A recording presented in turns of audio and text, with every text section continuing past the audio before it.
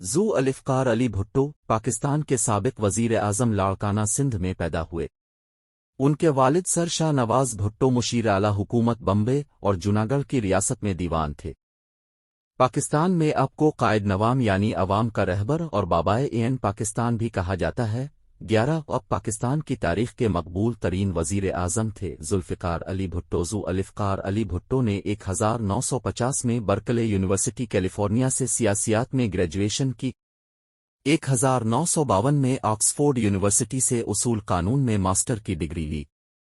اسی سال middle temple London سے بیرسٹری کا امتحان پاس کیا۔ پہلے ایشیائی تھے جنہیں انگلستان کی ایک یونیورسٹی اور ساؤتھ ایمپین میں بین الاقوامی قانون کا استاد مقرر کیا گیا۔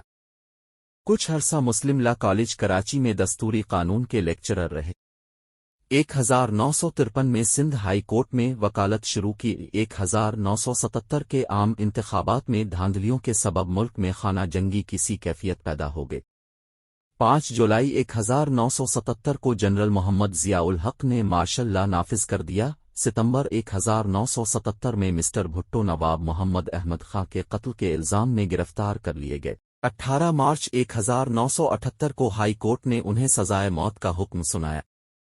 6 فروری 1979 کو سپریم کورٹ نے ہائی کورٹ کے فیصلے کی توثیق کر دی۔ 4 اپریل کو انہیں راولپنڈی جیل میں پھانسی پر لٹکا دیا گیا۔ سندھ میں 4 اپریل ان کی شہادت کے دن صوبہ بھر میں عام تعطیل ہوتی ہے۔